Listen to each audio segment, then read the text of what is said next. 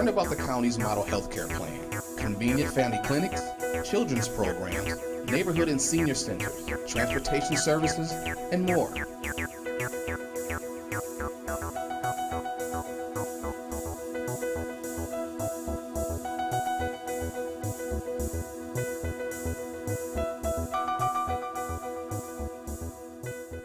Welcome to Hillsborough Health, a series that lets you know about some of the services available to residents.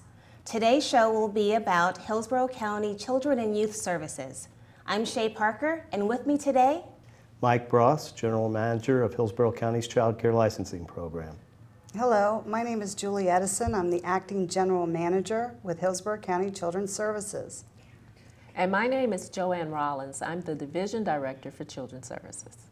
well, welcome all of you. We're so glad that you're here today. Thank you. So Thank you. first, tell us a little bit about your division. Why does this particular division exist? What does it offer? Well, our division exists because we provide services for children and families within Hillsborough County. We look at services needed for the children throughout the county, such as behavioral, therapeutic services, as well as regulatory services, intervention and prevention programs. And does it only focus on youth or families altogether? It is both. It is so both. we provide services for the children as well as the parents. And what kind of services or programs does the division offer? Shay, I actually oversee the residential group care program, which is our foster care program, and our SINS-FINS program, which stands for A Child in Need of Services, Families in Need of Services. There's actually 3 components of that program. We have the residential piece, which is a short-term stay for parents that opt to have that time out, that cooling off period that families would opt for when the problems in the home are just beyond the parent's control. And so it allows the parents to regroup, the child to regroup as well, the child to start receiving individual counseling, and then we will bring the families in for family counseling. These youth have usually been identified as children who are ungovernable, meaning they're refusing to obey the rules of the home, truant, meaning they're not attending school or Right. skipping school, Right. or they're exhibiting runaway behavior. In some cases, there are actually cases where the individuals have committed domestic violence acts towards their parents as well. Now, how would a parent who never has had a runaway identify a runaway behavior? A runaway behavior would be a child that leaves home without the parent's permission, goes for hours at a time, sometimes days at a time, or weeks at a time, and parents have no idea where they are, or they perhaps have some idea where they are, but they can't get them back home. And then how would that type of family get a referral to take advantage of some of the programs that you offer, so then that way that child can maybe have a little bit of a transition time or some quiet time away from the family while things are worked out? How does a family get a referral to that kind of service? The first referral is the parent calling. Yes. The parent can call and ask for our services, to explain to us what the issues are, participate in a screening, and we basically determine that child's eligibility. There are 2 things that the child cannot have in order to receive this type of services, the SINS-FINS services. They cannot have an adjudication of a delinquency charge on them, and they cannot be under dependency or adjudicated a dependent. And that will be a child that does not have a parent and is a ward of the state. So those are the 2 major things the child could not have. And when we say a child, we really clearly are talking about a minor, right? Someone minor. under 18 in this case. Okay. Yes. Correct. All right, fantastic. So that's one wonderful program. I would imagine that there's a lot of success stories that we'll hear about later out of that program as well. However, Shay, if I can interject, I would like to say that for our domestic violence youth, the youth that come in with domestic violence charges, there is an exception to the rule for children that are adjudicated dependent. We can offer that service to those youth. Again, that's fantastic. Yes. I'm sure almost everybody can benefit from these services that you provide. Yes, absolutely. And so, Julie, you were mentioning many different components. I think you got through maybe one or two. Are there others that we missed, and anything else in terms of the vast number of programs that are offered through your division? I think we were getting to the case staffing committee. Basically what that is our families leave with a service plan. And sometimes the service plan is not working. The families are not happy with it. Now they can give us a call and opt to have their child come back into the program or opt to start receiving outpatient counseling again. Or they can submit a letter in writing for a case staffing committee. And the case staffing committee consists of the school, of course the family and the youth, representatives from the SINS-FINS program, can also be a representative from the state's attorney's office or from the Department of Juvenile Justice. And so the families will bring their case to the committee and discuss what's going on in the home and what's not working. And that can ultimately lead to a SINS petition, which can also be filed.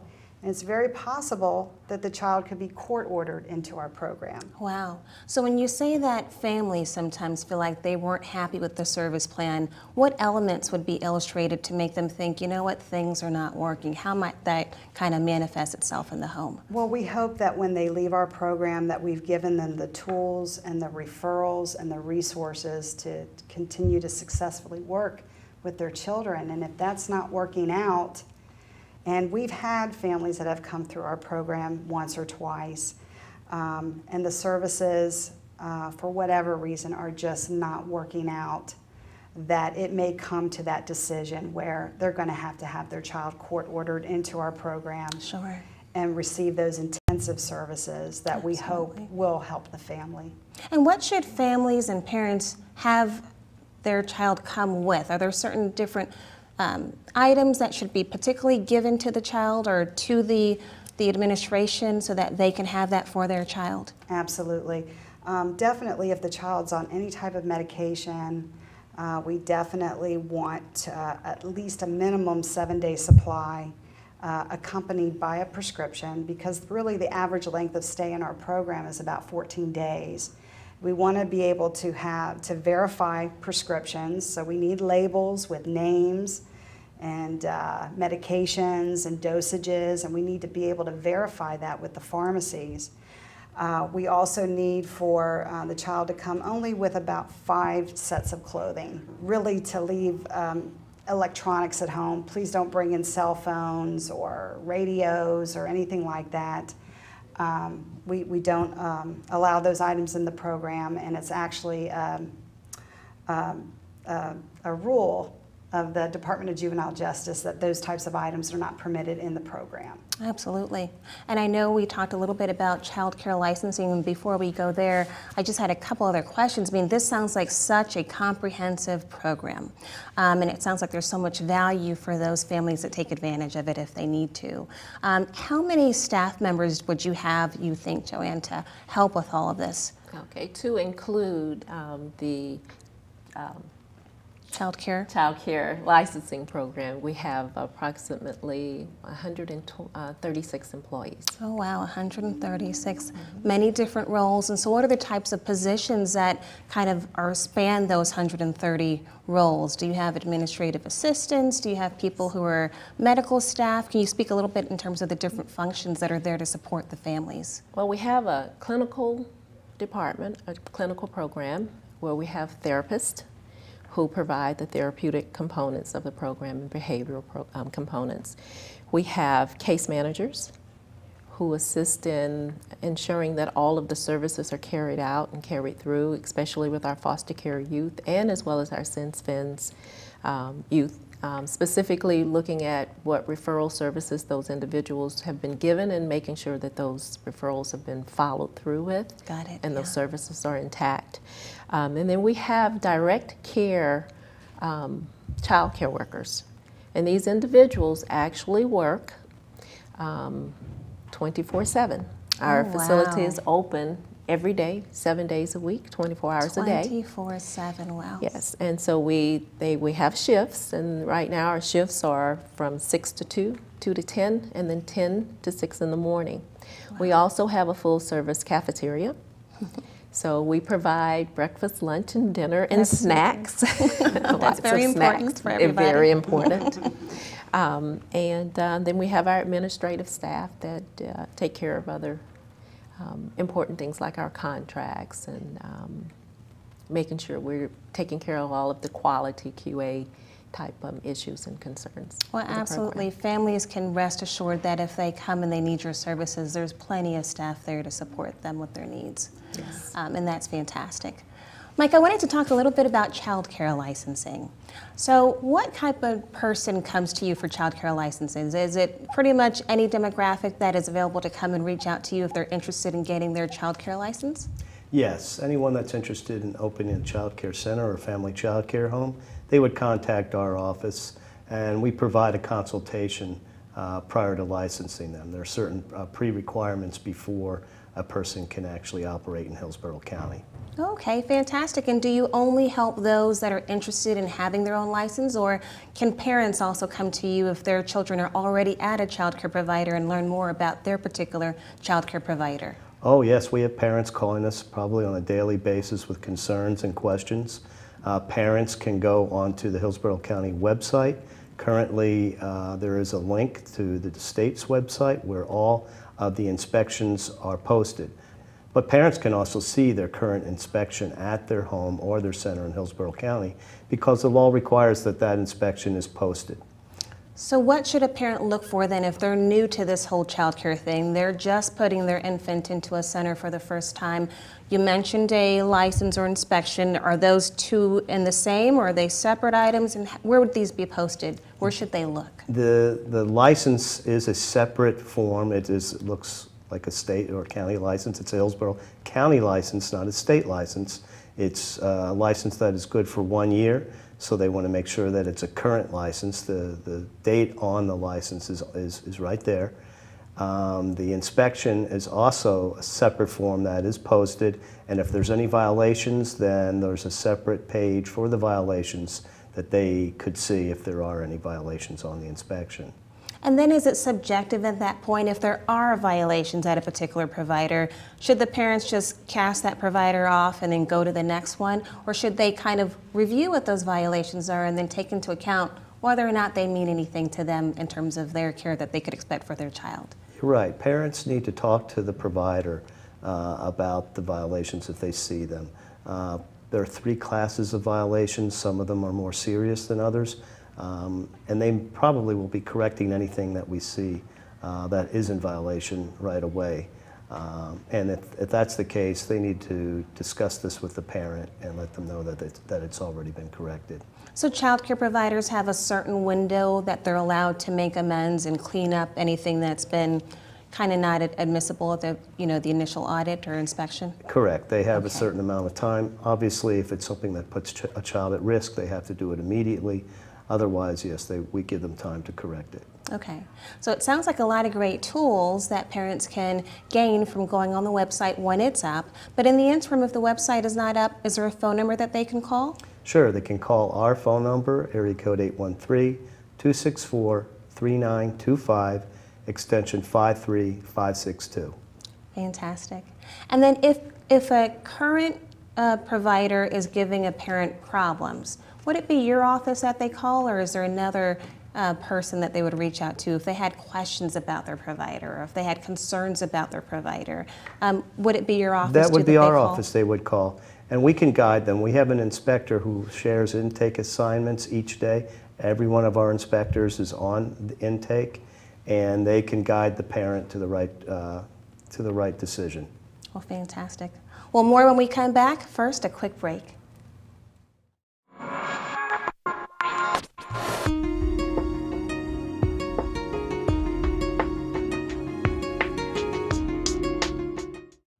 So welcome back. We have been talking with Mike about child care licensing, and one of the things that I was thinking about that we didn't talk about, Mike, that would be really, really interesting is how does a parent find a good child care provider? It's a very good question. The parent has to do some research and has to visit the center or the home that they're interested in. A good child care program promotes educational experience, a healthy environment, under direct supervision of the caregiver who is well-trained and enjoys working with children. Absolutely. And are there some assessments that people take potentially, or continuing education once they do become licensed that help to keep them up to date with everything that they need to know? In child care centers, the director must take a director's credential course, which is composed of 3 different types of training. And the staff have to take a mandatory 45 hours of training the first year that they're working with children, and then they must take at least 10 hours of in-service training each year that they're caring for the children at the program. In family child care, the home provider has to take a mandatory training also. That's fantastic. And so again, if someone has any of those kind of questions about what it takes to be able to obtain their license, they'd be able to reach out to your division. Absolutely. Fantastic. What activities do the children participate in? Well, recently our agency received a grant from the Department of Juvenile Justice. And we had the opportunity to identify the types of activities we wanted our children to be involved in. And we were basically attempting to look at the whole child. And we identified the 7 dimensions of health and wellness. And so some of those activities centered around that particular concept. So our children participated in martial arts, Oh, wow. yoga. They also had the opportunity to become certified in CPR and first aid. Oh, wow. They also received tutoring services and youth involvement classes and courses. So we had someone come out and talk about being a teenager. Must have been interesting. Yes, and so we had a boys group and a girls group separately. And currently, we are now participating in their 2nd year of summer camp. Okay. So they're at Parks and Recs this year. By the graces of one of our partners, Social Services, Hillsborough County Social Services offered to provide the services for our youth for the opportunity to go. Oh, that's fantastic. And they're having a blast. That's fantastic. And we talked earlier about families sometimes almost self-referring to be, you know, a participant in this program. Yes. Are there other ways that people refer others to you? How does that work? Yes, actually, Shay, we receive referrals through the Juvenile Assessment Center. We also have a contract with the Florida Network and the Department of Juvenile Justice for those youth charged with domestic violence offenses that are also referred to our program. And we also, again, we talked before about the case staffing committees and how sometimes that can lead to petitions to have their child court-ordered into the program. And so we get court-ordered children, truancy court-ordered children, and we also get walk-ins. We are also a designated safe place in the community, as well as we are the coordinator of all the safe place sites in Hillsborough County. Oh, please speak a little bit more about that. I've seen those little emblems or some kind of decal on a library as an example. Is that related to the safe place that you're talking about? Absolutely, and we are responsible to make sure that they have all the current branding to identify their sites as a safe place site. And how does that look for the viewers at home? How does that safe decal kind of look today? Black and gold. With safe place Good. on so there. Easily identifiable, Yes, which is easily important. identifiable. And so again, going to what this means, what does a safe place mean? It's actually a place for children to go to seek help immediately. And all these safe place sites, there's actually 184 sites in Hillsborough County. That can be the safe place sites in the McDonald's, in our local libraries, with law enforcement, with Parks and Recreation. They're all out there, and they have those decals. And in the event the child is in crisis, decided to perhaps run away from home, we have children actually from out of state, so the safe place is actually, the program is actually national. Wow, so it's even outside of children that are residents in our county. Absolutely. We will open our doors to anybody that needs it, any child that needs it. Yes, and we've received children from anywhere from Haiti to New Mexico or Mexico. Wow. Los Angeles, California. We've received them from all over the United States. Wow. And again, could some of these children show up on their own, or Yes. would some of them have to be referred as well? They can show up on their own, and the Safe Place sites help them get to us safely. Got it. So the Safe Place sites, those individuals are trained as to what to do if a child comes in. So I would imagine that if a child is 10 coming to you, their kind of initial intake might be different than one who's 17 and a half or 17 and 3/4. Is there a real difference in terms of the protocol that your staff will take if you're dealing with a 10-year-old versus a 17 and a half-year-old? Can you speak a little bit about that? Our program would not necessarily take 10-year-olds, but if we did have a 10-year-old that ran away, because we honestly provide services for residential services for 12 to 17-year-olds. But point. if we had a 10-year-old who had run away from home and ended up in our services, we would provide services for that child, but he would be isolated from the current population. Sure, it's a different And age then group. we would work on finding his parents and negotiating getting that child back safely.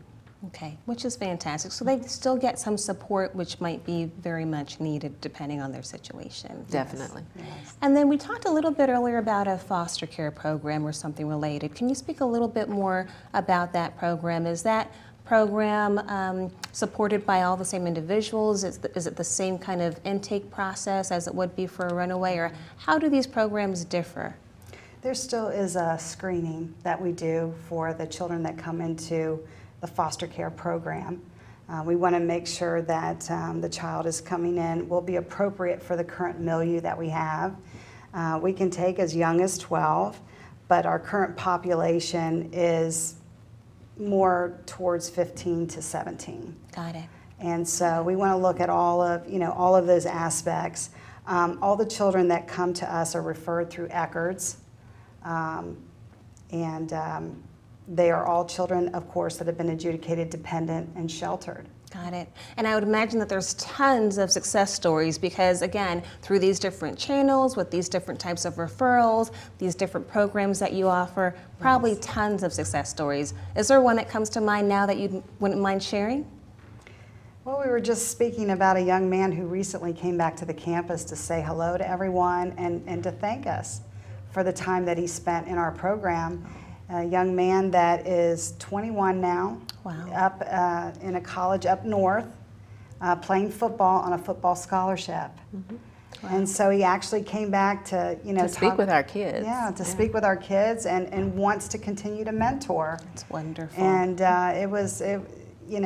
everybody was so happy to see him. And we have success stories, Shay, but they don't always come back. And this young man made a point to come back and thank everyone, and he wants to give back. Which is awesome. Which is, That is awesome. very special. One of our conversations, we were asking him what was he going to major in college, and he said mass communications. And so, wow. and he says, I don't know what I'll talk about. And I'm like, really? You don't know what you talk about?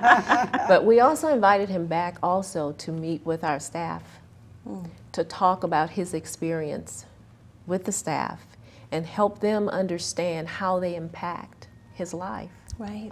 And to talk to them about what do our kids need? What do children in foster care with limited family resources, what do they need? How can we help them? And he's agreed to come back, so we're excited about that also. Yeah, that sounds exciting. And I'd like to share one thing. I hadn't had this opportunity to share with you all, but I had some plumbing services that I needed done. And the owner of the plumbing company came to visit me early in the morning. And as we talked, he asked what I did for a living. And I shared with him what I did for a living. And I mentioned the campus, and he says, I kind of grew up there. Oh, wow. And he Wow. proceeded to share his story. And he was a kind of a kid that had had a few problems, but he lost his parents early on. And he stayed with us. And then he eventually moved to live with his grandmother. And so he's going to be connecting with us because he taught in apprenticeships. Okay. So he's able to help our kids also look at different skills and and have their own businesses or have a skill or a trade. That is so super awesome. It's amazing. And he was 40, 45 years old. And he's doing well. He's assimilated Doing well, into married, society has a and family, and working has his own professional. business. That is fantastic. Exciting stories. And so both of them will do well to continue to spread the word about not only what the county is doing on behalf of families that need the help, but also how there is hope at the end of the tunnel, right? Definitely. That's so superb. And one of the things we were talking about with child care licensing earlier, I was curious, so when it comes to like VPK, are those organizations and those centers looked at differently, and is there a different kind of quality check when it comes to monitoring the VPK from your office? Well, locally, the voluntary pre-kindergarten program is under the Hillsborough Early Learning Coalition. However, they fund these programs that we regulate, and we regulate a lot of the VPK programs throughout Hillsborough County because they're part of the child care settings. And if I had to say something about success for those children, quality child care prepares children for kindergarten, and the VPK program is very successful in doing that. And having that jump start prior to starting school. I don't know if parents know this, but children spend more time between infancy and 5 years old in childcare than they do from kindergarten to 12th grade. Oh, wow. I didn't know that, and I'm a parent. So thanks for sharing that. So it's important that they choose Critical. quality childcare, and it's just as critical that our inspectors support the providers, but also enforce the regulations. And fortunately, in Hillsborough, we have higher regulations that provide better quality for providers in Hillsborough. In Hillsborough, okay, fantastic. And with VPK, again, every center doesn't offer VPK, is that right? No, not every center does. They can go through an application process with the local coalition in order to obtain VPK, because there's certain pre-requirements, especially training. And then if a parent is looking for a center, and if their child is only 2 years old, should they be thinking of VPK even if their child is only 2 years old? Of course, because their child's going to be 4 shortly, and they want to have a quality environment no matter what the child's age, and they should at this point take that into consideration. And they can call the resource and referral services that can help them with that choice in their area, and they can be reached at area code 813-744-8941. Fantastic. And one other question is, do some providers sometimes have a limit in terms of how many kids they can take into their VPK program? Yes, providers are limited by the capacity of the room size, and I believe the voluntary pre-K program also sets their own limits to the number of children in care. Well, fantastic.